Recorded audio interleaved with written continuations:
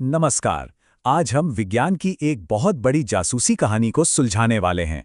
ये एक ऐसी खोज है जिसने हमें पदार्थ के सबसे छोटे मतलब सबसे बुनियादी हिस्सों के अंदर झांकने का मौका दिया। हम ये पता लगाएंगे कि हमारे चारों ओर जो कुछ भी है वो आखिर बना किस चीज से है। तो चलिए इस शानदार सफर पर निकलते हैं और एटम के रहस्यों की तह तक जाते हैं। तो हमारी कहानी शुरू होती है एक बड़े और बहुत ही जरूरी सवाल से। सदियों से यही माना जाता था कि एटम यानी परमाणु पदार्थ का वो सबसे छोटा कण है जिसे और तोड़ा नहीं जा सकता। लेकिन क्या ये बात वाकई सच थी? बस इसी एक सवाल ने विज्ञान की दुनिया में एक ऐसी क्रांति को जन्म दिया जिसने सच कहूं तो सब कुछ बदल कर रख दिया।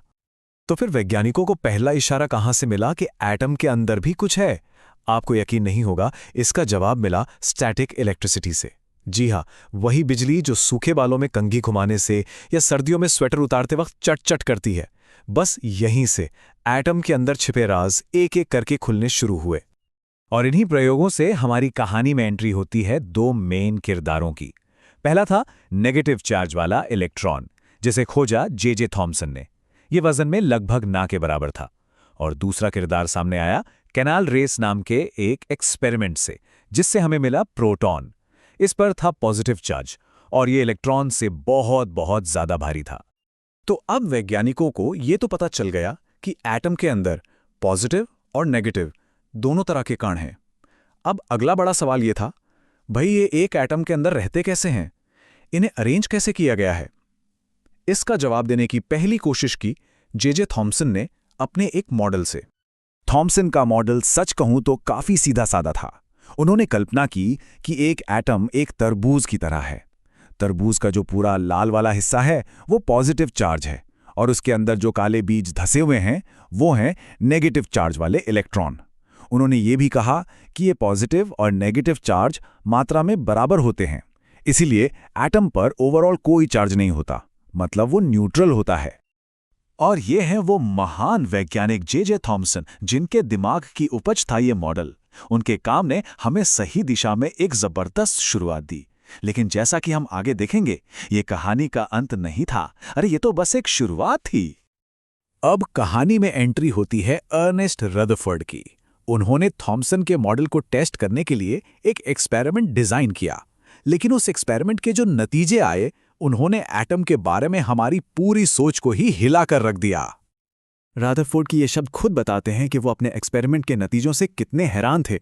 उन्होंने जो देखा वो इतना अनएक्सपेक्टेड था कि ऐसा लग रहा था मानो फिजिक्स के नियम ही गलत साबित हो रहे हों। तो आखिर उन्होंने ऐसा क्या देख लिया था? रदरफोर्ड ने सोने की एक बहुत ही पतली पन्नी, मतलब कागज से भी पतली, उस पर तेज रफ्तार अल्फा पार्टिकल्स की बौछार की। थॉमसन के मॉडल के हिसाब से तो ज्यादातर पार्टिकल्स को सीधे निकल जाना चाहिए था, और हुआ भी वही। लेकिन कुछ पार्टिकल्स हल्के से अपने रास्ते से मुड़ गए। और सबसे चौंकाने वाली बात यह थी कि लगभग 12,000 में से कोई एक पार्टिकल टकराकर सीधा वापस आ गया। यह कैसे हो सकता है? थॉमसन का तरबूज वाला मॉडल इसे बिल्कुल भी एक्सप्लेन नहीं कर सकता था। तो इन हैरान करने वाले नतीजों से रदरफोर्ड ने क्या निष्कर्ष निकाले? पहला और सबसे जरूरी निष्कर्ष, क्योंकि ज्यादातर अल्फा पार्टिकल्स बिना किसी रुकावट के सीधे निकल गए, इसका मतलब यह है कि एटम का ज्यादातर हिस्सा खाली जगह है। ये कोई ठोस तरबूज नहीं हो सकता।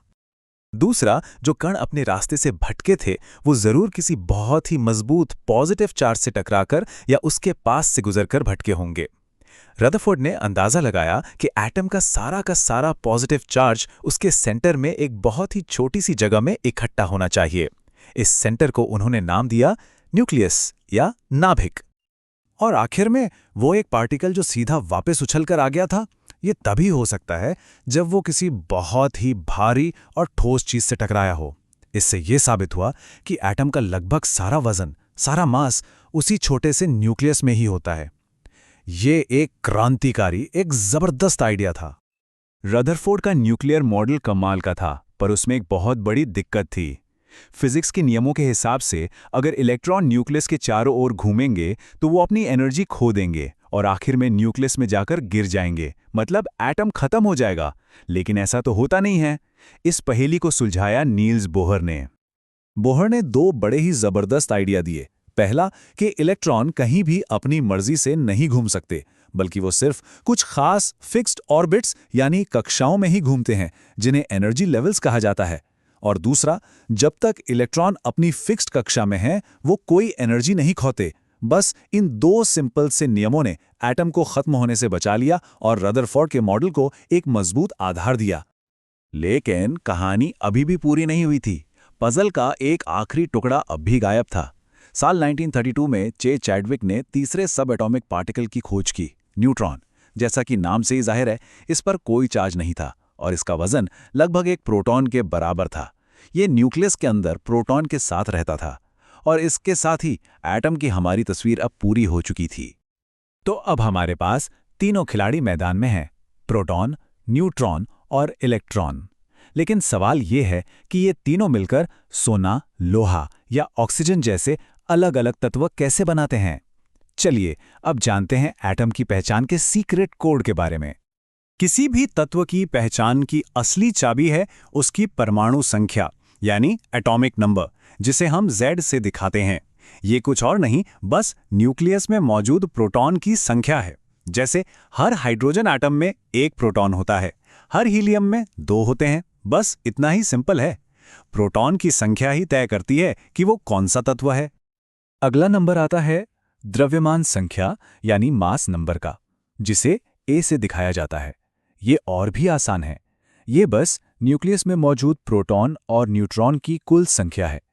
क्योंकि एटम का लगभग सारा वजन इन्हीं 2 कणों की वजह से होता है, इसीलिए इसे मास नंबर कहते हैं। चलिए इस टेबल पर एक नज़र डालते हैं। ये इन नियमों को बहुत अच्छे से समझाती है। कार्बन को देखिए, इसका एटॉमिक नंबर 6 है, मतलब इसमें 6 प्रोटॉन हैं। इसके सबसे आम रूप में 6 न्यूट्रॉन भी होते हैं, तो 6 प्रोटॉन प्लस 6 न्यूट्रॉन, इसका मास नंबर हो गया 12।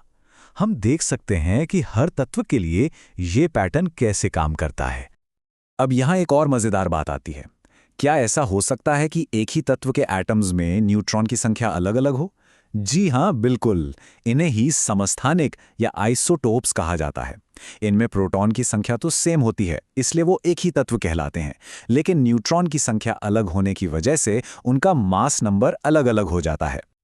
और ये सिर्फ किताबी ज्ञान नहीं है, इन आइसोटोप्स का हमारी असल जिंदगी में बहुत बड़ा रोल है। यूरेनियम का एक आइसोटोप न्यूक्लियर रिएक्टर्स में बिजली बनाता है, कोबाल्ट का एक आइसोटोप कैंसर से लड़ने में मदद करता है और आयोडीन का एक आइसोटोप मेडिकल ट्रीटमेंट में काम आता है। मतलब इस छोटी सी दुनिया का हमारी जिंदगी पर बहुत बड़ा असर है। तो हमने एटम के अंदर का ये पूरा सफर तय किया और पाया कि इसका ज्यादातर हिस्सा तो खाली है। लेकिन ये हमें एक बहुत ही गहरे सवाल पर लाकर छोड़ देता है। अगर एटम, जिससे हम सब और हमारे आसपास की हर चीज बनी है, वो ज्यादातर खोखला है, तो फिर ये दुनिया इतनी ठोस क्यों महसूस होती है? हम किसी दीवार के आर पार क्यों नहीं निकल सकते? इस सवाल का जवाब हमें क्वांटम फिजिक्स की और भी ज्यादा रहस्यमय दुनिया में ले जाता है। इस पर जरूर सोचिएगा। हमारे साथ जुड़ने के लिए धन्यवाद।